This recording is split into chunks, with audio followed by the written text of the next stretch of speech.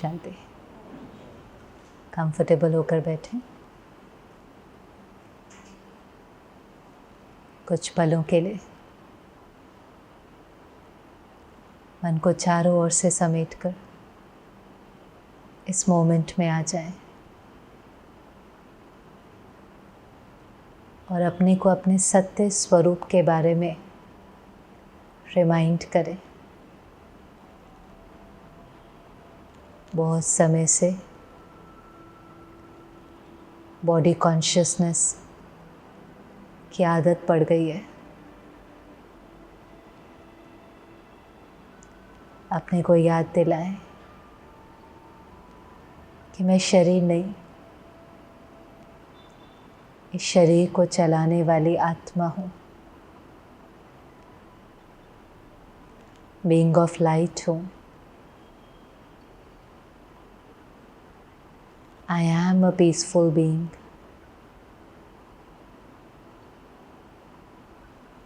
अपने आज के दिन को रिफ्लेक्ट करें।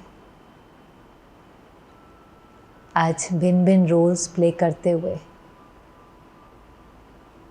अपनी पर्सनालिटी को उसमें देखें। रोल्स बदलते रहते हैं। Mother, father, husband, wife, teacher, friend. लेकिन उन रोल्स में मेरी पर्सनालिटी रिफ्लेक्ट होती है। क्या मेरा व्यवहार हर एक के साथ पीसफुल था?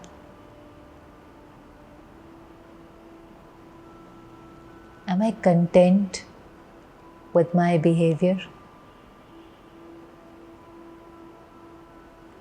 मेरे से जो वाइब्रेशन औरों को गया, क्या वो प्योर था? क्योंकि जो भेजेंगे वो लौट कर आएगा। जो रेडिएट करेंगे वो पहले मुझे मिलेगा। अपने फ़ायदे के लिए, अपनी हेल्थ के लिए, अपने रिश्तों के लिए अपने पर ध्यान दें। थोड़ा सा अपने पर ध्यान देने से बाहर सब कुछ ठीक हो जाएगा।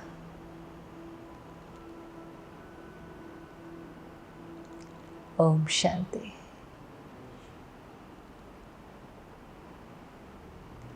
ओम शांति। थोड़ा थोड़ा ध्यान देते देते बाहर परिवर्तन आ रहा है कि नहीं? थोड़ा ध्यान यहाँ दे रहे हैं, चेंजेस वहाँ दिखाई दे रहे हैं कि नहीं दिखाई दे रहे? ये मैजिक होना चाहिए। कल किसी बहन ने मुझे पूछा बाद में, कोर्स के बाद, कहा कि मैं किसी को कंटिन्यूस पॉजिटिव एनर्जी भेज रही हूँ। आपने कहा था कि आप उसको पॉजिटिव एनर्जी भेजोगे तो वो भी वहाँ से पॉजिटिव भेजना शुरू कर देंगे।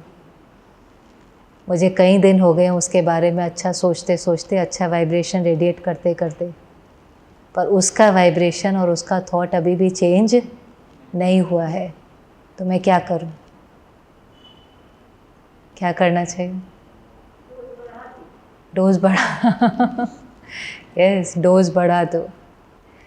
एक्चुअली क्या है, मान लो आपकी बात बिल्कुल ठीक है, आप यहाँ से बहुत सिंसियर एफर्ट कर रहे हो, आप सिंसियरली उसके बारे में राइट सोच रहे हो, राइट वाइब्रेशन रेडिएट कर रहे हो, और आप करते करते बीच में केवल एक एक्सपेक्टेशन रख दी है कि वहाँ से भी वो चीज़ लौट कर आनी चाहिए, जो आएंगी भी। लेकिन अगर अभी तुरंत नहीं भी आ रही है तो अब हमारे पास दो ऑप्शन है। एक है कि हम कंटिन्यू करते रहें उनके बारे में राइट सोचना, और दूसरा है कि हम स्टॉप कर दें और उनके बारे में वापस गलत सोचना शुरू कर दें। दो ही तो ऑप्शन है कि तीसरा भी कोई ऑप्शन है? वो वहाँ से चेंज नहीं हो रहे, अग्रीड, वो नहीं हो रहे। लेकिन अब हमारे पास तो फिर भी दो ही ऑप्शन है ना, कि हम अभी भी उनके बारे में अच्छा सोचें या हम उनके बारे में थोड़ा सा गलत सोचना शुरू कर दें। अब हम उनके बारे में वो नहीं सोच रहे हैं तो भी हम कैसा सोचें? चूज़ करो अभी, और क्यों चूज़ करें वो भी देखते हैं। 2 ही ऑप्शन है ना, वो नहीं चेंज हो रहे। हमारे पास ऑप्शन 1 है सही सोचें, ऑप्शन 2 है थोड़ा सा लो क्वालिटी के थॉट क्रिएट करें। दोनों में से चूज़ करें। हाँ जी, सही सोचे। अगर वो नहीं सोचे तो भी क्यों? क्यों? हाँ जी, खुद का फ़ायदा तो है ना उसमें, खुद का फ़ायदा तो है ना। हमें ये नहीं पता चलता कि कई बार किसी दूसरे के बारे में गलत सोचते सोचते पता है क्या होता है, वो तो चेंज नहीं होते, हम पूरे चेंज हो जाते हैं। हम अंदर से इतने बिटर, इतने से अंदर एंग्री, इतने, क्योंकि वो गलत सोचते सोचते वो भी तो अंदर में क्या पड़ रहा है, संस्कार पड़ रहा है कि नहीं पड़ रहा है। तो वो नहीं चेंज हो रहे हैं, लेकिन हम चेंज हो जाएंगे और हमारी पर्सनालिटी इतनी बिटर, इतनी एंग्री, इतनी रिवेंजफुल हो जाएंगी, और उसका सारा नुकसान फिर किसको होगा? हमारे को, हमारी हेल्थ को, हमारे रिश्तों पर होगा कि नहीं होगा। वैसे तो ये लॉ है कि every action has equal and opposite reaction, ये लॉ है। आप जो भेजेंगे वो लौट करके आएंगा ही, लेकिन कभी कभी उसमें थोड़ा सा समय लग जाता है, डिपेंडिंग कि वो कितना डीप कार्मिक अकाउंट है। अगर छोटी सी कोई बात हुई होगी तो थोड़ी सी मेहनत से वो ठीक हो जाता है, लेकिन अगर वो जो वोंड है या जो कॉन्फ्लिक्ट है वो 1 दिन पुराना है, 1 साल पुराना है, 10 साल पुराना है, कितना पुराना है, कितने जन्म पुराना है, तो कई बार हीलिंग में थोड़ा सा टाइम भी लग जाता है।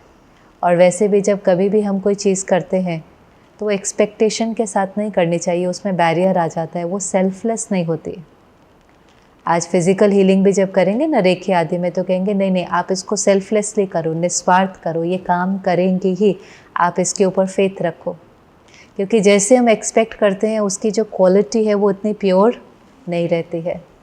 तो ऐसे काउंट नहीं करना है कि मैं 3 दिन से उनको पॉजिटिव भेज रहा हूँ, अभी तक तो चेंज आया नहीं, चलो वापस पुराने वाले तरीके पे जाएं। हम जो भी चूज़ कर रहे हैं उसमें किसका बेनिफिट है, ये अंदर में पक्का होना चाहिए कि व्हाट आई एम चूजिंग ये मुझे एम्पावर कर रहा है। और ये सारी की सारी जो स्टडी है ना, इसको क्या कहेंगे, यही तो स्पिरिचुअल स्टडी है। एक्चुअली ये कोई रिलीजन की भी बात नहीं है। आप यहाँ बैठे हैं, कोई किसी रिलीजन का होगा, कोई किसी रिलीजन का होगा, लेकिन ये सारी स्टडी क्या है, स्पिरिट की स्टडी है, सोल की स्टडी है, स्पिरिचुअल स्टडी है। लगती है आपको ज़रूरी है रोज़ की स्टडी? इम्पोर्टेंट लगती है कि नहीं लगती है? क्योंकि कई बार तो मुझे देखकर बहुत रहम आता है कि कैसे पेरेंट्स अपब्रिंगिंग के समय कितनी सारी बच्चे के ऊपर वो फिज़िकली अच्छे से डेवलप हो, कितनी मेहनत करते हैं कि नहीं, उसकी हेल्थ के लिए, उसको खाना बहुत अच्छा खिलाना है, वैक्सीनेशन हो, हर चीज़ फिज़िकली वो डेवलप हो। इंटेलेक्चुअल भी कितनी मेहनत करते हैं एक बच्चे के ऊपर, बेस्ट कोचिंग क्लास हो, बेस्ट स्कूल हो, जितना हो सके सब बेस्ट करते हैं ना, फिज़िकली भी अच्छा, इंटेलेक्चुअली भी अच्छा। लेकिन कभी कभी वो बच्चे जब स्कूल में जाते हैं, और मैं स्कूल की बात कर रही हूँ, बहुत बड़े भी नहीं, स्पिरिचुअल नॉलेज कोई 30, 40, 60 के लिए नहीं है, स्कूल में शुरू हो जाता है ना, पीयर प्रेशर कैसे फेस करना है। कोई आपको रैग करता है, कोई आपके साथ compete करता है, कोई आपको अब्यूज़ करता है, कोई आपको थोड़ा सा कुछ कह देता है, इंसल्ट कर देता है, टीचर ही आपको थोड़ा सा डांट देती है। आता नहीं है उन बच्चों को कैसे उस चीज़ के साथ डील करना है, नहीं आता है ना। छोटे छोटे बच्चे उदास हो जाते हैं, निराश हो जाते हैं, सुसाइड तक कमिट कर लेते हैं। आता ही नहीं है उनको कि कोई अगर पब्लिक में मुझे थोड़ा सा रिजेक्ट कर देता है या अब्यूज़ कर देता है, या मेरे पीयर वाले ही कुछ मुझे करने के लिए कहते हैं। आज उस बच्चे को आता थोड़ी ना कहना। अगर कोई कहता है कि नहीं चलो स्मोक करो, उसको डर लगता है कि मैं ना कहूँगा तो मैं इस ग्रुप से आउट हो जाऊँगा, उसको वो आउट हो जाएगा, उसको एक्सेप्टेंस नहीं मिलेगी, इसलिए वो गलत करने के लिए तैयार हो जाता है। पर वो इतना इमोशनली स्ट्रॉन्ग किसी ने बनाया ही नहीं ना, कि अगर आप ना भी कहेंगे, थोड़ा बहुत रिजेक्शन भी होगा, उसको कैसे फेस करना है और फिर भी कैसे उनके प्रति शुभ भावना रखनी है, वो चीज़ किसी ने सिखाई नहीं। तो वो सिखाई नहीं तो फिर वो इंटेलेक्चुअली स्ट्रॉन्ग है, फिज़िकली स्ट्रॉन्ग है, सोशली स्ट्रॉन्ग है, लेकिन इमोशनली वीक रह जाते हैं। आज एक बच्चा कहता है कि मुझे नहीं पढ़ना है। कई बार बच्चे सुबह उठ के कहते हैं ना, मुझे स्कूल नहीं जाना है, मुझे नहीं जाना है। होते हैं कई बार, हम कहते हैं अच्छा ठीक है नहीं जाओ, मान जाते हैं हम, नहीं जाओ, अच्छा आपकी दिल नहीं है नहीं जाओ। क्या कहते हैं उसको? जाना ही पड़ेगा ना, जाना ही पड़ेगा ना। वो फिर भी नहीं जाए तो कभी कभी रोते बच्चे को भी क्या करते हैं, स्कूल के गेट के अंदर छोड़कर आ जाते हैं ना छोड़ करके, क्योंकि पता है कि अगर ये पढ़ाई नहीं पढ़ेगा, इस पढ़ाई से डिग्री मिलेगी, इस पढ़ाई से ही आगे जीवन में क्या कमाएंगा? धन। पता है ये पढ़ाई नहीं पढ़ेंगे तो आगे धन नहीं कमा पाएंगे। तो धन की वैल्यू समझ में आती है ना। तो हमारे बच्चे धन कमा सकें और एक कंफर्टेबल लाइफस्टाइल जी सकें, तो वो कितना भी कहे मुझे नहीं पढ़ना, आप कहेंगे नहीं नहीं पढ़ना तो पड़ेगा। पढ़ना तो समझाएंगे, गाइड करेंगे, प्यार करेंगे, पर उनको इन्फ्लुएंस तो करेंगे ना कि पढ़ना तो पढ़ेंगे ही। ऐसे ही कभी कभी ये जो स्पिरिचुअल नॉलेज है, ये भी तो स्टडी है कि नहीं? ये रोज़ किसकी स्टडी है कि नहीं? क्या लगता है आपको, क्या चल रहा है? नाम ही क्या है? Brahma Kumari spiritual university. परमात्मा कहते हैं ये भी स्टडी है, लेकिन ये पढ़ाई किसके लिए? वो पढ़ाई धन कमाने के लिए। और ये वाली पढ़ाई वो धन कमाने के लिए है, बहुत ज़रूरी है। ये पढ़ाई क्या कमाने के लिए है? क्या कमा रहे हो आप रोज़ यहाँ आकर के? ये कमाई किस लिए है? शांति और खुशी। ये इम्पोर्टेंट नहीं है लाइफ में? जितना वो इम्पोर्टेंट है, वो पढ़ाई से जीवन में धन आता है। इस पढ़ाई से जीवन में शांति और खुशी आती है। कोई मेरे से कंपेयर करता है, करते हैं कंपेयर, हम ही कर देते हैं कई बार। हम कभी कभी हमारे घर में दो बच्चे होते हैं, कंपेयर कर देते हैं कि नहीं कर देते एक दूसरे को। और हमारा इंटेंशन बहुत अच्छा होता है। हम जब कंपेयर कर रहे होते हैं तो हमें लगता है कि हम कंपेयर करेंगे तो ये क्या हो जाएंगे उस चीज़ से। जैसे हम कंपेयर कर देते हैं कि देखो ना वो कितना स्मार्ट है, देखो ना वो कितना सबके साथ घुल मिल के बात कर लेता है, आप तो कितने इंट्रोवर्ट हो। देखो ना, मतलब किसी की हम विशेषताएं दिखाने की कोशिश करते रहते हैं। अपने भाई को देखो, भाई को नहीं तो फिर पड़ोसी के बच्चे को देखो, इसको देखो, उसको देखो। और इंटेंट अंदर में क्या होती है कि जितना कंपेयर करेंगे ये आगे बढ़ेगा। हमारा इंटेंट होता है कि इंस्पायर होगा। आपको कभी किसी से कंपेयर किया है? किसी से किया है कभी? किसी ने, पेरेंट्स ने या टीचर्स ने? या वो नहीं करते तो हम ही कर लेते हैं अपने आप को, पता है हम भी कर लेते हैं ना कभी कभी अपने को। कभी भी अगर हम कंपेयर करते हैं या हमें किसी ने कंपेयर किया है तो कैसा लगता है? अच्छा लगता है? फीलिंग क्या आती है? फीलिंग कैसी होती है? When I am compared with somebody else और वो अच्छा है, वो अच्छा है, तो मेरी फीलिंग क्या होती है? I feel a little disturbed and inferior. Yes, that's the word. मुझे रिजेक्टेड फील होता है, मुझे इन्फीरियर फील होता है। इन्फीरियर, वो बेटर है। वो अगर मेरे से बेटर है तो मैं कम हूँ ना, वरना मैं इन्फीरियर हूँ। और अगर किसी को ये फीलिंग आती रहे अपने सिबलिंग में भी या उसमें भी कि मैं इन्फीरियर हूँ, तो वो तो मेरी सेल्फ रिस्पेक्ट को बहुत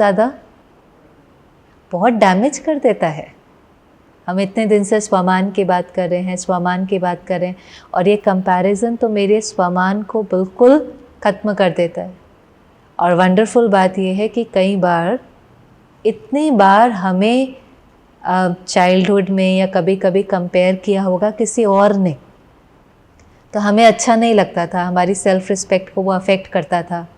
आज हम बड़े हो गए हैं, आज हमें कोई किसी से कंपेयर नहीं करता है, लेकिन हम अपने ही मन में अपनी ड्रेस को, अपनी बॉडी को, अपने पे पैकेज को, अपने पता नहीं क्या क्या चीज़ को किसी के साथ क्या करते जाते हैं? कंपेयर करते जाते हैं। कंपैरिजन होना चाहिए? कंपैरिजन क्या लगता है आपको? जस्ट कंपैरिजन करना चाहिए, नहीं करना चाहिए? कंपैरिजन नहीं करना चाहिए तो क्या करना चाहिए? मैं आगे बढ़ाना है ना किसी को। क्यों कंपैरिजन इतना डैमेजिंग है? अभी हमने कई दिन से देखा कि ये शरीर नहीं है ना, आत्मा है ना, और हर आत्मा के संस्कार अलग अलग हैं। अब ये तो क्लियर हुआ ना कि अलग अलग हैं। अब इसमें हर आत्मा के 5 प्रकार के संस्कार हैं। 5 प्रकार के संस्कार हैं। पहले संस्कार जो हैं, जो हमें संस्कार मिलते हैं, आत्मा जब पहले पहले अपने घर से नीचे आती है, आत्मा ये साकारी दुनिया है, ये शरीर का घर है। आत्मा का घर जिसको हम कई बार कहते हैं ना, इनकॉर्पोरियल वर्ल्ड कहते हैं, मुक्ति धाम कहते हैं, परम धाम कहते हैं, शांति धाम कहते हैं। कई बार हम सुनते हैं ना, ये स्टेज है, ड्रामा चल रहा है, हर एक्टर अपना पार्ट बजा रहा है, मुसाफिर खाना है, फिर घर जाना है, सुनते तो अंदर में दिल भी हर एक को क्या होती है, मुझे मुक्ति चाहिए, जाना है, जाना है। अब हम जब घर से नीचे आते हैं तो हर सोल इक्वल और प्योर होती है, बिल्कुल जैसे ये साड़ी कैसे है, वाइट। मुझे कई बार अच्छा लगता है, वो होली होती है, अभी होली आ रही है ना, तो होली के दिन पर जब कोई बच्चा घर से निकलता है खेलने के लिए, घर से निकल रहा है, तो बिल्कुल कैसा होता है, ये तो क्लीन प्योर होता है कि नहीं। अच्छा 2-4 घंटे के बाद खेल करके जब लौटता है, समझ में नहीं पहचान में नहीं आता ना कि ये वही है कि नहीं है। पर कौन पहचान लेता है उसको, माँ बाप तो पहचान ही लेंगे, अपना है तो पहचान हो ही जाती है। ऐसे वो हमें बताता है कि आप नीचे जब आते हो, स्टेज पर आते हो पाठ बजाने, फर्स्ट टाइम बॉडी लेते हो, पाठ बजाना शुरू करते हो कोई भी, तो वो बिल्कुल कैसा होता है, इमेजिन करो, बिल्कुल प्योर वाइट। अभी खेल शुरू नहीं हुआ है, वो होली में भी खेलने गया नहीं है, अभी घर में ही है, अभी जाना है, खेल शुरू नहीं हुआ है। तो जो ओरिजिनल पहले प्रकार के संस्कार कौन से, हर आत्मा के सेम है, ओरिजिनल कौन से हैं, 7 सतोगुणी आत्मा जो कहते हैं, शांति, शक्ति, प्रेम, आनंद, खुशी, ज्ञान, पवित्रता। ज्ञान भी हमारा एक संस्कार है। आप रोज़ रोज़ ये बातें सुन रहे हो, फिर आपको अंदर ही अंदर लगता है ना, नहीं ये ठीक है, राइट है, राइट है। कैसे पता राइट है? अंदर में एक्चुअली ज्ञान का संस्कार है, इसीलिए जब हम ट्रुथ सुनते जाते हैं तो हमें लगता है नहीं ये राइट है, ये राइट है। इसलिए जो एक वर्ड बहुत कई बार हम सब अपने जीवन में यूज़ करते, कहते मुझे इंट्यूशन होती है, मुझे इंट्यूशन होती है। आपको भी कई बार लगता है, मुझे लगता है, बहुत स्ट्रांगली फील होता है इंट्यूशन। और मेजॉरिटी की इंट्यूशन हमेशा राइट ही होती है ना। इंट्यूशन का मतलब ही क्या है, इन माना अंदर एक ट्यूटर बैठा है जिसको सब कुछ पता है, जिसको सब कुछ पता है, लेकिन उसके ऊपर लेयर्स आ गई है। लेयर्स आने के कारण जब हम बिल्कुल मन हमारा शांत होता है ना, तभी हमें वो इंट्यूशन पिकअप होती है। ये भी कई प्रकार की रिसर्च हुई है, डॉक्टर्स हैं, साइंटिस्ट हैं, कहते हैं हमारा मन हलचल में है तो हमें नहीं समझ में आता, बिल्कुल शांत हो जाता है, बिल्कुल हम कंफर्टेबल हैं, कभी कभी शावर में हैं, कहीं बिल्कुल जब सोच ही नहीं रहे तो एकदम वो चीज़ टच होती है या इंट्यूशन होती है। और मेजॉरिटी टाइम्स जो इंट्यूशन होती है वो हमारी राइट होती है। बुद्धि कुछ कह रही होगी, इंट्यूशन कुछ कह रही होगी, और हर एक अपनी इंट्यूशन को ट्रस्ट करता है। माना ज्ञान भी हमारा ओरिजिनल संस्कार है। लेकिन फिर हमने जर्नी शुरू करी, वो बच्चा खेलने गया बाहर, अब लगने शुरू होते हैं ना रंग, और फिर धीरे धीरे जब तक वापस आता है तो कैसा हो जाता है, बिल्कुल काला, इतना खेल के। ऐसे ही आत्मा के ऊपर जर्नी करते करते दाग लगते लगते लगते अब एंड में बिल्कुल वो याद ही नहीं रहता कि मैं अंदर से बिल्कुल प्योर और ब्यूटीफुल हूँ। अब ओरिजिनल संस्कार सेम है। अब 4 प्रकार के दूसरे संस्कार कौन से हैं? दूसरे नंबर का संस्कार है हेरिडिटरी। हेरिडिटरी से कुछ जो पेरेंट्स हैं उसका कुछ इन्फ्लुएंस पड़ता है कि नहीं पड़ता है? तो पेरेंट्स से या फैमिली से जो हमको संस्कार मिलते हैं। तीसरे नंबर के हैं हेरिडिटरी के साथ साथ एनवायरनमेंट भी आ जाता है। माना जो पेरेंट्स से मिले हमको, जो हमको ये एनवायरनमेंट में एजुकेशन है, फ्रेंड्स हैं, कंपनी है, संग का रंग चढ़ता है कि नहीं चढ़ता है? संग का प्रभाव पड़ता है कि नहीं? आप रोज़ यहाँ पर क्या कर रहे हैं? इसको क्या कहेंगे? सत्संग। सत्य माना truth, in the company of truth, माना जो भी हमारी कंपनी होती है उसका इन्फ्लुएंस हमारे ऊपर पड़ने लग जाता है। तो हमारी एजुकेशन क्या है, हमारी फैमिली क्या है, हमारे फ्रेंड्स कैसे हैं, वो सारा का सारा इन्फ्लुएंस, हमारा कल्चर, हमारा रिलीजन, उसका इन्फ्लुएंस हमारे ऊपर पड़ता है। तो हमारे एक संस्कार हैं ओरिजिनल, दूसरे जो हमें फैमिली से मिले हेरिडिटरी, तीसरे जो हमें एनवायरनमेंट के संस्कार हो गए ना सारे। सबका एनवायरनमेंट सेम होता है बड़ा होते हुए, अलग अलग होते हैं एनवायरनमेंट। किसी की विलेज में अपब्रिंगिंग हुई है, किसी के शहर में हुई है, किसी की कहीं हुई है, उसका इन्फ्लुएंस पड़ता है। चौथे जिसका बहुत प्रभाव हर आत्मा के ऊपर पड़ता है वो है पास्ट बर्थ के संस्कार। वो हमें दिखाई तो देते हैं लेकिन कई बार समझ में नहीं आते। पास्ट बर्थ के संस्कार क्या होगा? कोई बच्चा है, आप जन्म से ही देखते हैं फैमिली में, घर में कोई भी झूठ नहीं बोलता है, लेकिन वो बच्चा छोटी छोटी बात पर झूठ बोल देता है। आपको समझ में नहीं आता कि हमारे परिवार में कोई झूठ बोलता ही नहीं है, किसी का संस्कार ही नहीं है। फिर थोड़ा सा डाउट भी होने लग जाता है, ये मेरा ही बच्चा है ना। कई लोग ऐसा डाउट करने लगते हैं, मेरा ही बच्चा है ना, क्योंकि मुझे लगता है मेरा बच्चा है तो कैसा होना चाहिए, मेरा बच्चा है तो कैसा होना चाहिए, मेरे जैसा होना चाहिए। कैसे पॉसिबल है? पहले तो डिटैच होकर ये देखें कि हमारे घर में बच्चा नहीं आया है, हमारे घर में कौन आता है? आत्मा आती है। और कल हमने देखा आत्मा अपने साथ क्या लेकर के आती है? संस्कार, और दूसरा कार्मिक अकाउंट। दो चीज़ें लेकर आती है ना। तो हमारे घर में जो आई है वो एक सोल आई है, क्लीन नहीं आई है, कुछ ना कुछ इम्प्रेशंस और मेमोरी ले करके आई है। तो मानो उसका एक संस्कार ही है, एक हैबिट है उसकी कि वो बात बात पर झूठ बोल देता है। झूठ कोई क्यों बोलता है? आपने बोला है कभी झूठ?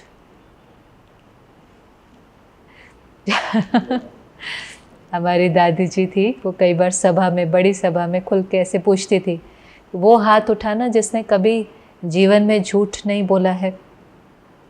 और एक ही हाथ उठता था केवल, उनका खुद का। वो कहती थी मुझे ये समझ में नहीं आता है कि किस लिए झूठ बोलते हैं, उनको समझ में नहीं आता था। और एक बार ऐसी सभा में किसी ने सुनाया कि बड़ा लॉयर वहाँ बैठा हुआ था, आपने नाम भी सुना होगा, राम जेठमलानी जी। एक कॉन्फ्रेंस थी, लॉयर्स की कॉन्फ्रेंस थी, वो सामने बैठे हुए थे। दादी उसमें अपनी, दादी मना सीनियर सिस्टर उसमें अपनी ब्लेसिंग्स दे रही थी। तो उन्होंने ऐसे ही पूछा किसने कभी झूठ नहीं बोला है? तो किसी ने हाथ नहीं उठाया, उन्होंने अपना हाथ उठाया। तो अभी लॉयर हैं तो लॉयर को तो आपको पता ही है वो कैसे इस फील्ड में ही रहते हैं। तो बाद में उन्होंने कहा कि मुझे अपनी लाइफ में कई लोग मिले हैं जो कहते हैं हम कभी झूठ नहीं बोलते, हम कभी झूठ नहीं बोलते, पर कभी विश्वास नहीं होता। आज जब ये महिला कहती है ना कि मैंने अपने जीवन में कभी झूठ नहीं बोला है, तो मुझे विश्वास होता है कि वो सच बोल रही है कि मैंने अपने जीवन में कभी झूठ नहीं बोला। मैंने हमने तो स्पिरिचुअल लाइफ में ऐसी पर्सनालिटीज़ को देखा जिससे इंस्पिरेशन मिली कि इतना अच्छा बन सकते हैं। ऐसे एंजल्स को देखा कि लगा कि यही जीवन कितनी अच्छी तरह से सरल रीति से गुजर सकती है। ये अपने ही कमज़ोरियों के कारण कॉम्प्लिकेट होती है। लाइफ कॉम्प्लिकेटेड है नहीं, लेकिन वो अपनी वीकनेसेस के कारण कॉम्प्लिकेट हो जाती है। जैसे अब झूठ बोलना है, एक्चुअली तो जब झूठ बोलेंगे तो अंदर में क्या लगेगा? डर भी लगेगा। पता है सोल पावर कम होगी, डर लगेगा तो अच्छा तो फील नहीं होगा ना। हमें खुशी फील करनी है, पर हम झूठ बोलेंगे तो हमें अंदर में डर लगेगा। फिर भी हम झूठ क्यों बोल देते हैं? कोई झूठ क्यों बोलता है? क्या कारण है? कितना जल्दी हमारा ब्लेम चला जाता है ना। अब सिचुएशन ही ऐसी है तो मैं क्या करूं, मुझे झूठ बोलना ही पड़ता है। पर ये याद रहता है कि भले सिचुएशन के कारण भी बोलना पड़ता है, पर जैसा कर्म वैसा फल। और फिर जब फल लौट करके आएगा ना तो याद ही नहीं रहता है कि ये सीन मेरे सामने क्यों आ रही है। मेजॉरिटी लोग आजकल क्या कहते हैं, मेरे साथ ऐसा क्यों हुआ, मेरे साथ ऐसा क्यों हुआ। ये लाइन बहुत लोग कहते हैं, मेरे साथ ऐसा क्यों हुआ। करते समय कभी नहीं कहते मैं ये क्यों कर रहा हूँ।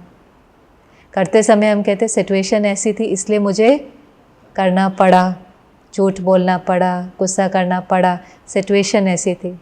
फिर सिचुएशन जब लौट करके किसी रूप में आ जाती है, बीमारी के रूप में, डिफ़िकल्ट रिलेशनशिप के रूप में, जॉब छूट जाती है, ये भी तो चैलेंज है ना। फिर मन क्या कहता है, मेरे साथ ऐसा क्यों हुआ। क्यों तब बोलना होता है जब कर रहे हैं, क्यों तब नहीं बोलना होता जब वो चीज़ लौट कर आ रही है। तब तो उसको एक्सेप्ट ही करना पड़ेगा, क्योंकि वो कोई रिएक्शन है जो लौट करके आ रहा है। अच्छा, और इसको डीपली एनालाइज करो, झूठ क्यों बोलते हैं हम।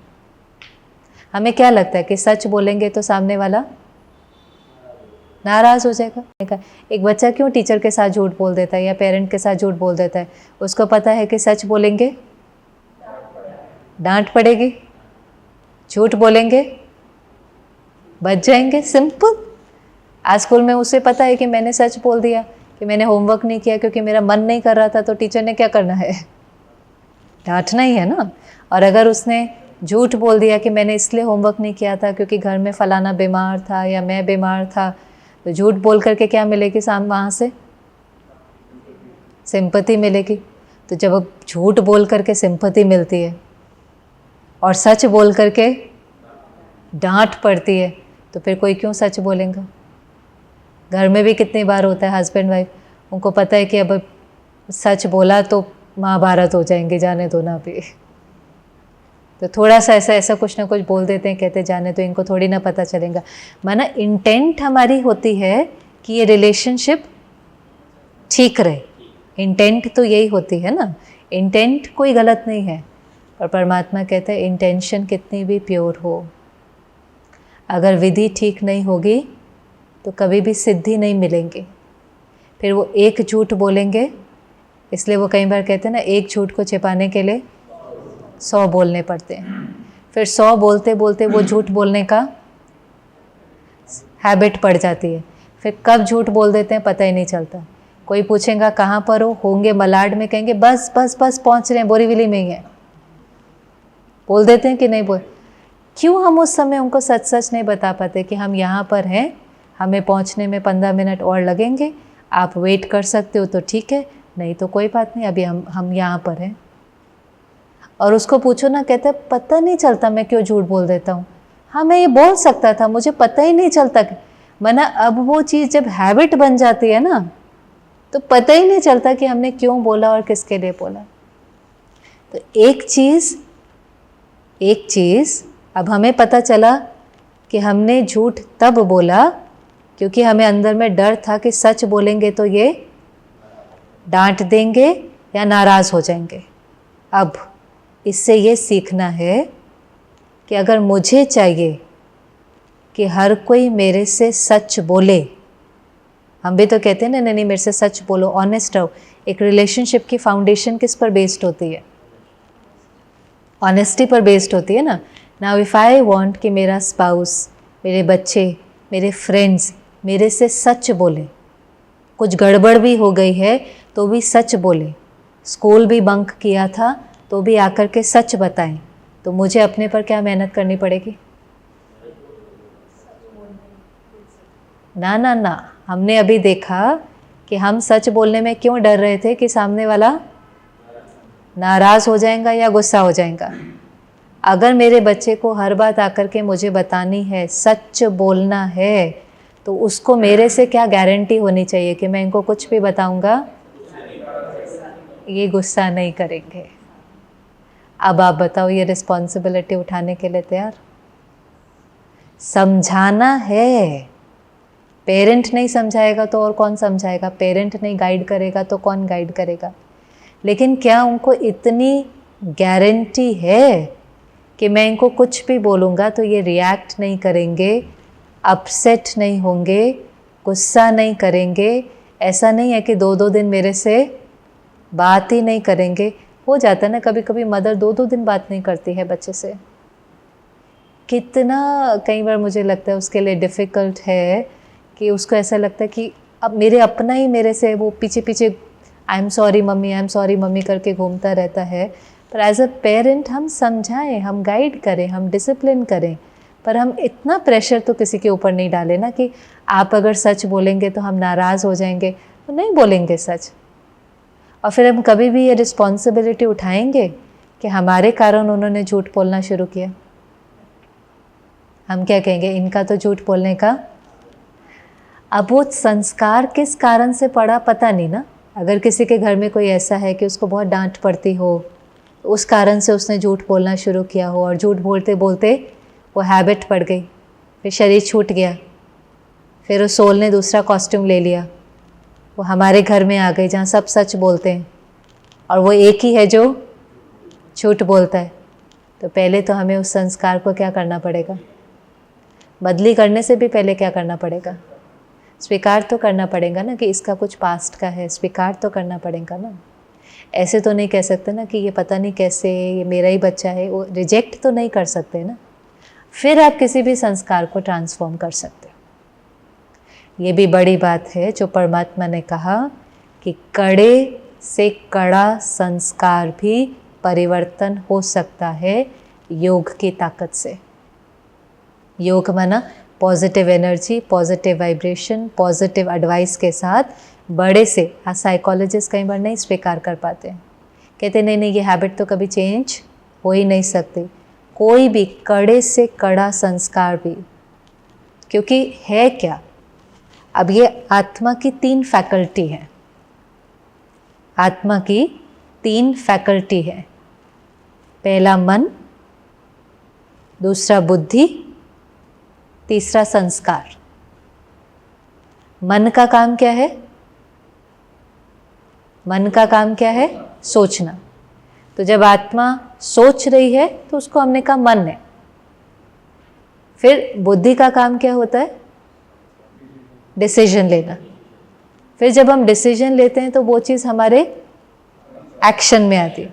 एक एग्जाम्पल देते हैं, आज आप किसी पार्टी में जाते हैं, वहाँ पर अल्कोहल सर्व हो रहा है, फर्स्ट टाइम है आपके लिए, आपने कभी आज तक ड्रिंक किया नहीं है, सब पी रहे हैं वहाँ पर, आपको भी कहते हैं चलो ट्राई कर लो, थोड़ा सा ट्राई कर लो।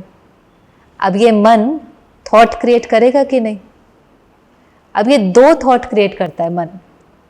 एक बार आता है नहीं नहीं मुझे नहीं करना है, ये मेरी हेल्थ के लिए ठीक नहीं है। फिर सब थोड़ा थोड़ा सा फोर्स करने लगते हैं, तो ये मन क्या कहता है, थोड़ा सा करके देख लेते, एक बार ट्राई तो करके देखते। फिर ये मन कहता है नहीं नहीं ट्राई करेंगे तो क्या हो जाएगा, हैबिट बन जाएगी। फिर ये क्या कहता है, नहीं नहीं ऐसे थोड़ी ना हैबिट बनेगी, थोड़ा थोड़ा तो सब करते हैं, एक्सपेरिमेंट तो करके देखना ही होता है ना, लाइफ में हर चीज़ ट्राई करनी होती है। तो ऐसे चलता है कि नहीं चलता कॉन्फ्लिक्ट, मैंने जैसे 2 लॉयर्स आपस में क्या कर रहे हैं, अंदर ही युद्ध कर रहे हैं, एक कह रहा है करो, दूसरा कह रहा है नहीं करो। ये चलता है कॉन्फ्लिक्ट कि नहीं चलता है। अच्छा, अब डिसीजन कौन लेगा, लॉयर डिसीजन नहीं लेता है, डिसीजन कौन लेता है, जज। अब जज कौन है, बुद्धि। अब बुद्धि क्या जजमेंट पास करेगी,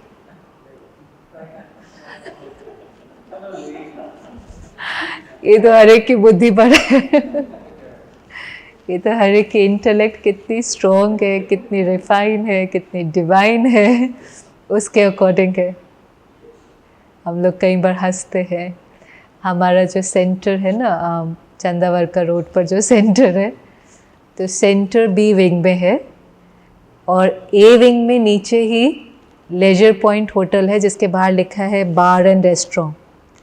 तो वहाँ पर वाइन सर्व होती है, मना दिखता ही है बाहर ही नीचे फर्स्ट। और बी विंग में फिर तो हम कई बार हंसते हैं, ये वाइन है वहाँ डिवाइन है वाइन का भी नशा चढ़ता है, डिवाइन का भी नशा चढ़ता है। फ़र्क सिर्फ इतना है कि वाइन का जो नशा है वो तब चढ़ता है जब अपनी कर्मेंद्रियों के ऊपर से पूरा कंट्रोल ख़त्म हो जाता है, और डिवाइन इंटॉक्सिकेशन वो है जब पूरा अपने ऊपर कंट्रोल आ जाता है। वहाँ हमारा कंट्रोल ख़त्म हो जाता है, हम धीरे धीरे स्लो डाउन हो जाएंगे ना, थॉट्स भी स्लो डाउन, कर्मेंद्रियों के ऊपर भी कंट्रोल नहीं। और यहाँ हर दिन क्या हो रहा है, control, self control, self control. तो दोनों ही इंटॉक्सिकेशन है, उसमें भी नशा चढ़ता है, उसमें भी नशा चढ़ता है।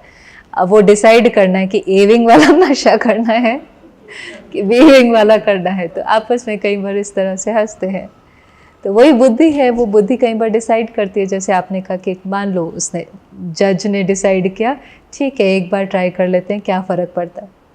फिर वो हमारे किस में आ जाएगा, अभी हैबिट नहीं बनती, अभी संस्कार भी नहीं बनता, अभी तो हमने आज एक एक्शन किया। एक एक्शन करने से एक्चुअली हैबिट नहीं बनती है, लेकिन एक मेमोरी चली जाती है। मेमोरी होती है कि मैंने किया था, अच्छा लगा था, रिलैक्स फील हुआ था। या मेमोरी होती है इतना बेकार है, कोई टेस्ट भी नहीं है, पता नहीं ये लोग क्यों करते हैं, ऐसी इसी चीज़ की इतनी आवाज़ की हुई है तो कुछ नहीं, कुछ भी जिसका जो एक्सपीरियंस है उसकी वो यहाँ पर मेमोरी स्टोर हो जाती है। फिर थोड़े दिन के बाद हम फिर से एक पार्टी में जाएंगे, फिर ये मन क्या कहेगा, जो वो रिमाइंडर का काम भी करेंगे और आसपास भी हमारे फ्रेंड्स इतने लविंग होते हैं, इतने केयरिंग होते हैं, वो भी क्या कहते हैं, जो करते हैं ना वो अगर दूसरे ना करें ना, बड़ा उनका कंफर्ट जोन टूटता है, उनका अच्छा नहीं लगता, उनको लगता है हम इतनी क्वांटिटीज़ में कंज्यूम कर रहे हैं, ये कुछ भी नहीं कर रहे हैं, इतने सोबर है उनको। हर एक को अच्छा लगता है कि हम सब जो करें ना, क्या करें, मिल करके करें। ऐसे फ्रेंड्स नहीं होने चाहिए जो हमारे को नुकसान पहुंचाए ना। आप रोज़ यहाँ भी आएंगे ना, और मानो अगर यही टाइम आपका किसी के साथ बैठने का है, गपशप करने का है, फिर रोज़ रोज़ आएंगे ना, उनको अच्छा नहीं लगेगा, उनका कंफर्ट जोन टूटेगा, कहेगा क्या है रोज़ रोज़ क्यों जाते हो, एक आध दिन चले गए ठीक है, रोज़ क्यों जाते हो। आप कहेंगे नहीं नहीं मुझे बहुत अच्छा लगता है, नहीं इतना इतना कोई डीप में नहीं जाना होता, इतना स्पिरिचुअली कहते कि नहीं इतना डीप में नहीं जाना होता है, बस थोड़ा ऊपर ऊपर से सुन लिया काफ़ी है। या तो कोई धीरे से ऐसा भी कहने लगते हैं सब ठीक है ना। आपको कहा किसी ने, वो सोचते हैं कोई आश्रम रोज जा रहा है, सेंटर जा रहा है, तो धीरे से पूछ सब ठीक है ना, कोई प्रॉब्लम तो नहीं है। तो उनको क्या कहने का, क्या कहोगे उनको, हाँ जी प्रॉब्लम कोई ना हो इसीलिए जा रहे हैं। रोज़ जो एक्सरसाइज करते हैं इसलिए थोड़ी ना करते हैं क्योंकि बीमार हैं सारे के सारे। जो लोग हेल्दी खाते हैं और रोज़ एक्सरसाइज करते हैं वो इसलिए एक्सरसाइज करते हैं कि बीमार है। थोड़े होते हैं जिनको डॉक्टर कहता है अब आपको 1 घंटा रोज़ चलना ही पड़ेगा। फिर वो जो सारा जीवन भी कहते थे मेरे पास वॉक करने के लिए टाइम नहीं है, उनको वॉक करने का टाइम निकल जाता है। ऐसे स्पिरिचुअलिटी में भी होता है। कई बार हम इतने इमोशनली वीक हो जाते हैं, फिर डॉक्टर कहता है नहीं नहीं अब आप थोड़ा सा मेडिटेशन करो, आप थोड़ा सा रिलैक्सेशन करो। तो कई लोग उस कारण से भी आते हैं। कोई भी कारण है, हर्जा तो कोई नहीं है ना। कभी कभी कोई कह देता है spirituality is a crutch for weak, माना जो कमज़ोरों की बैसाखी है, क्रच होते हैं ना, उसको सपोर्ट लेते हैं। अच्छा अगर हम वीक भी और हमें स्पिरिचुअलिटी का सपोर्ट लेना भी पड़ रहा है, क्या प्रॉब्लम है। आज कोई फिज़िकली वीक होता है, फ्रैक्चर हो जाता है, उसको सपोर्ट लेना पड़ता है कि नहीं लेना पड़ता, लेता है वो सपोर्ट कि नहीं लेता है। पर वो सपोर्ट उसको क्या बनाएगा, एक्चुअली उसको फ्रैक्चर है, धीरे धीरे उसको किसी व्यक्ति का सपोर्ट लेना पड़ेगा, फिर वॉकर का सपोर्ट लेना पड़ेगा, फिर स्टिक का सपोर्ट लेना पड़ेगा। पर वो सपोर्ट उसको डिपेंडेंट बनाएगा कि इंडिपेंडेंट बनाएगा, इंडिपेंडेंट बनाएगा ना। Over a period of time support लेते लेते एक दिन ऐसा होगा कि वो चल पाएगा। पर जब तक वो वीक था तो उसको सपोर्ट लेना पड़ा ना। आज अगर मुझे फील होता है कि मैं थोड़ा सा वीक हूँ, मुझे छोटी छोटी बातें बुरी लग जाती हैं, मुझे गुस्सा आ जाता है, मुझे भय एक्सपीरियंस होता है, मेरे मन में नेगेटिव थॉट्स चलते हैं और मुझे स्पिरिचुअलिटी का सपोर्ट चाहिए, तो इसमें क्या गलत है। ये कॉन्शियस डिसीजन तो हर एक को करना चाहिए कि मैं ये सपोर्ट लेते लेते स्पिरिचुअली इमोशनली स्ट्रॉन्ग बन जाऊंगा। जिस दिन हम स्ट्रॉन्ग बन जाएं उस दिन छोड़ दो।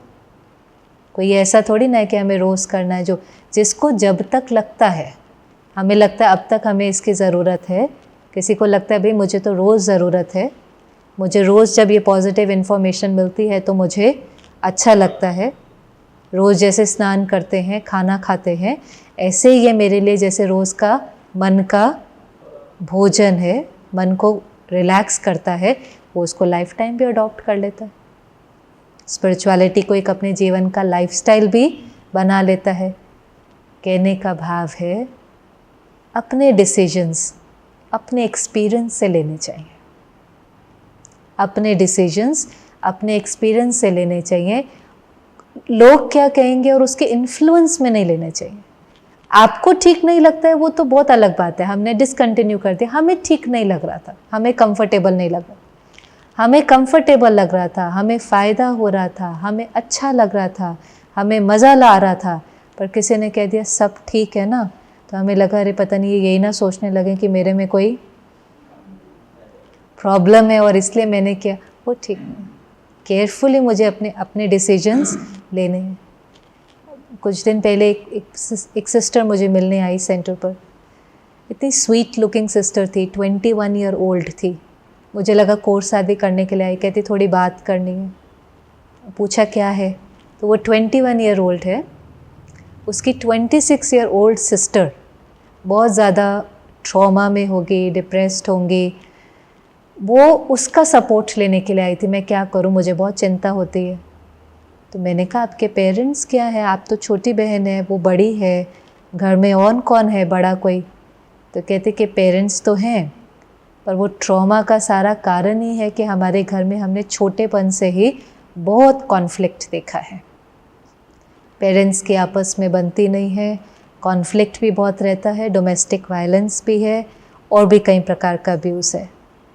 तो कहा कि उसका बहुत इफ़ेक्ट मेरी सिस्टर पर पड़ गया है, लिटरली वो ट्रॉमा में है, उसको कई प्रकार के सुसाइडल थॉट्स आते हैं। तो मैंने थोड़ा देर उसको बात करके, रहम भी आ जाता है कि आप उसको देखते तो वो इतनी छोटी, अब अपने सोच के ही आप देखो ना कि कोई सबसे छोटा मेंबर घर का किसी के लिए वरिड है और सपोर्ट ढूंढ रहा है। एनीवेज उससे बात करके उसको कहा कि नहीं, आप, मुझे ऐसा लगता है कि मेडिकेशन भी स्टार्ट करनी चाहिए, क्योंकि जो वो सिचुएशन बता रही थी वो केवल मेडिटेशन से हील होने वाला नहीं था। मेडिटेशन भी वही कर पाता है जिसका मन थोड़ा ठीक हो। आज किसी को सुसाइडल थॉट्स आ रहे हैं या कोई डिप्रेस्ड है तो उसको साइकेट्रिक हेल्प लेनी पड़ती है, मेडिसिन्स की हेल्प लेनी पड़ती है, उस समय पर इमीडिएट ट्रीटमेंट लेना पड़ता है। ये भी एक प्रकार की मेडिकल हेल्प ही है। तो कहा कि नहीं, आप मेडिकेशन शुरू करो, अच्छे साइकेट्रिस्ट को दिखाओ, साथ साथ भले मेडिटेशन भी शुरू करो, सपोर्ट मिलेगा। थोड़े दिन बीत गए, थोड़े दिन के बाद उसको फिर फ़ोन आया। तो मैंने कहा किया आपने, बहुत ज़्यादा फिर से चिंता में साउंड कर रही थी। तो कहा कि मैंने ऑनलाइन, मेरी सिस्टर ने ऑनलाइन कुछ साइकेट्रिस्ट के साथ कोर्स किया। मैंने कहा नहीं, ऑनलाइन नहीं, आप जाओ, एक लाइव फीलिंग अलग होती है। आप भी लाइव आते हैं तो फीलिंग अलग होती है ना, वायुमंडल है, एनर्जी है, वाइब्रेशन है। तो फिर वो क्या बोलती है कि मैं उसको बहुत कहती हूँ पर वो नहीं, घर से बाहर नहीं निकलती है, क्योंकि अभी वो नेगेटिव थॉट का बॉडी पर इतना इम्पैक्ट पड़ गया है कि कभी कभी चलने समय वो कंफर्टेबली नहीं चल पाती और पैर थोड़े से मुड़ जाते हैं। थोड़ा सा फिज़िकली वॉक करने में वो दिखाई देता है कि उसकी बॉडी में कुछ हुआ है, वो पता चलता है। तो कहा जब वो नीचे उतरती है तो फिर बिल्डिंग के लोग पूछते हैं क्या हुआ क्या हुआ, तो उस कारण से वो नीचे नहीं उतरती है। तो मैं कितना भी कह रही हूँ तो वो नहीं जा रही है। एंड आई फेल्ट कि केवल लोग क्या कहेंगे, इस बैरियर को क्रॉस नहीं कर पाने से एवरी डे वो इमोशनली और फिज़िकली वीक होती जा रही है, डैमेज होती जा रही है, पर वो निकल नहीं पा रही है, उस चीज़ से बाहर नहीं आ पा रही है। And that was a moment I felt कि 21 एंड 26 एजुकेटेड, अच्छे स्कूल में पढ़े लिखे, अच्छा कॉलेज में और सब, कोई बात नहीं, इंटेलेक्चुअल लेवल पर एजुकेटेड, लाइफ के चैलेंजेस को फेस नहीं कर पाते। और इतना भी कहो कि कोई बात नहीं, कुछ भी लोग कहेंगे, कह देना तबीयत ठीक नहीं है, युक्ति आप यूज़ कर लेना, कोई बात नहीं, एलर्जी है, कुछ भी कह देना, कुछ भी, पर उसको वो हिम्मत ही नहीं आती है। और कभी कभी तो अपने को भी लगता है कि कैसे हेल्प करें ना, कंपैशन नहीं रख सकते हैं। इसलिए मैं बार बार कहती हूँ कि जज नहीं करना चाहिए, किसी को जज नहीं करना चाहिए, हमें पता ही नहीं उसकी स्टोरी क्या है। और हम रोज़ इतनी स्टोरीज सुनते हैं तो बहुत रहम आता है कि कैसे इनको हेल्प किया जाए। तो इसलिए इसको तो लाइफस्टाइल बना लेना है स्पिरिचुअली स्ट्रॉन्ग होने को। और जो संस्कार हमने देखा कहाँ से कहाँ चले, कि एक बार करने से वो चीज़ संस्कार नहीं बनती है, लेकिन फिर आप पार्टी में गए, फिर उस चीज़ ने अट्रैक्ट किया, फिर हमने किया, और कई बार अगर हम करते गए, अब वो क्या बन जाएगा? अब वो हैबिट बन जाएगी। कोई भी चीज़ बार बार बार बार करने से वो हैबिट बन जाएगी। अब मुझे ये हैबिट ही तो चेंज करनी है। मुझे प्रोसेस तो समझ में आ गया। मन सोचेगा, बुद्धि डिसीजन देगी, कर्म बार बार करेंगे, वो हैबिट बन जाएगा। अब मुझे ये हैबिट छोड़नी है।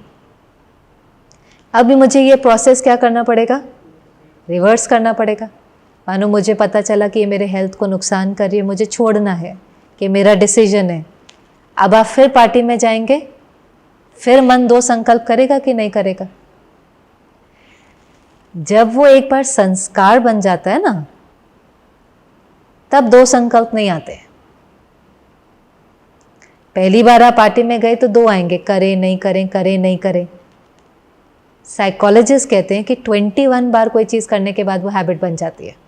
अभी मुझे नहीं पता वो कैसे काउंट करते हैं, कोई 8 कहता है, कोई 9 कहता है, कोई 21 कहता है, एनीवेज जितने भी नंबर। उसके बाद आप कब जाएंगे, कब वो ग्लास उठाएंगे, कब कंज्यूम कर लेंगे, पता नहीं चलेगा। संस्कार का मतलब ये है कि वो अब क्या हो गया है? नेचुरल हो गया। अब आपको सोचना नहीं पड़ता है। अब अगर मुझे उल्टा करना है, फिर 2 थॉट आएंगे, फिर मन कहेगा धीरे धीरे छोड़ेंगे ना, ऐसे एकदम थोड़ी ना छोड़ा जाता है। अभी हर बार इतना लेते थे, आज इसका आधा लेंगे, ऐसा। फिर दूसरा थॉट क्या आएगा? नहीं नहीं, थोड़ा भी लेंगे ना। फिर वो छूटता नहीं है, छोड़ना है तो पूरा ही चलेगा। फिर से वो कॉन्फ्लिक्ट ही नहीं चलेगा। फिर आप पक्का दृढ़ता से सोच कर जाएंगे, मैंने आज करना ही नहीं है। फिर वहाँ से कोई आएगा, कहेगा क्या बात है, ठीक तो है ना सब कुछ, थोड़ा एंजॉय करते हैं, चिल करते हैं। अच्छा मैं पे कर देता हूँ तेरे ड्रिंक के लिए, इतना तक वो ऑफर करेंगे। Let me pay for you मैंने let me buy your drink, कहते हैं ऐसे कि नहीं, यहाँ तक। अब जजमेंट सारी किसने लेनी है? जजमेंट सारी किसने लेनी है? इंटेलेक्ट ने। अगर इंटेलेक्ट स्ट्रॉन्ग नहीं है तो वो फिर गलत डिसीजन पास कर देंगे। अगर इंटेलेक्ट ने कहा नहीं मुझे तो नहीं लेना है, मेरी हेल्थ के लिए ठीक नहीं है, कल इम्पोर्टेंट मीटिंग है, कल जो भी, हम अपने को उस तरह से काउंसल करते जाते हैं, कॉन्वर्सेशन करते जाते हैं, और आपने अगर नहीं किया तो अभी उस दिन संस्कार नहीं बनेगा।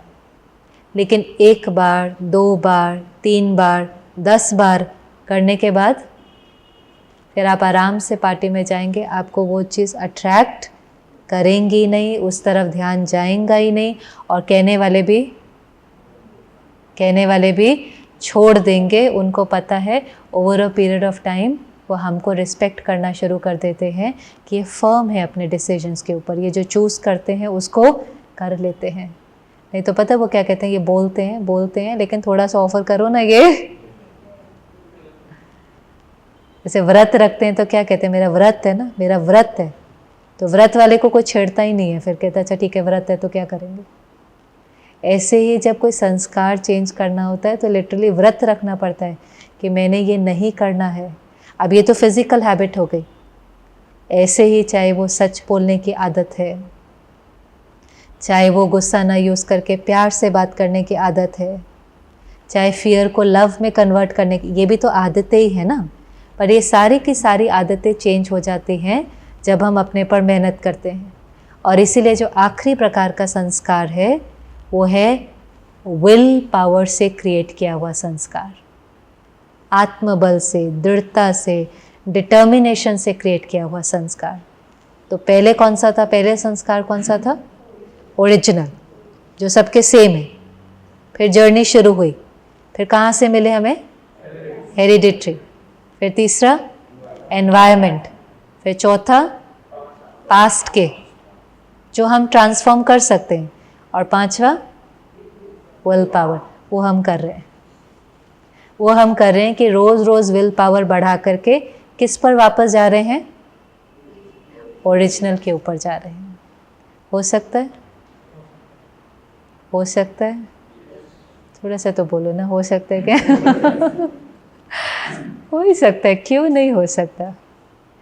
इसलिए आई एम को बहुत संभाल के बोलना होता है। कई लोग पता है ऐसे ही बोलते जाते हैं, I am very stressed, I am depressed, I am angry, I am such a worrier, I am so busy. तो आई एम सब ये कर देंगे तो वो बन जाएंगे। और परमात्मा सारा दिन क्या कहता है, बोलते रहो, आई am a peaceful being, I am a happy being, I am unique, I am special, I am determined, I am confident. ये जो बोलेंगे वो बन जाएंगे। जैसी स्मृति वैसी स्थिति, जो बोलेंगे जो स्मृति में होगा will start gravitating in that direction. अपने लिए भी वही बोलना है,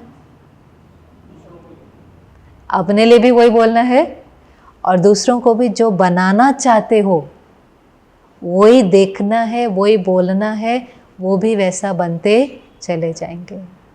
हम भी पहले दिन आते हैं ना तो हमें कोई कहेगा आप शांत स्वरूप आत्मा, हमें नहीं बिलीव होता है, नहीं एक्सेप्ट होता है, पर सुनते सुनते एक्सेप्ट करते करते वो कब नेचर में आने लग जाता है पता ही नहीं चलता है। बस थोड़ा सा जर्नी में क्या चाहिए, पेशेंस, थोड़ा सा पेशेंस चाहिए, थोड़ा सा विल पावर चाहिए, और धीरे धीरे वो ट्रांसफॉर्मेशन दिखाई देने लगता है। कंफर्टेबल होकर बैठे, अपने को वापस स्मृति दिलाएं, I am a powerful being.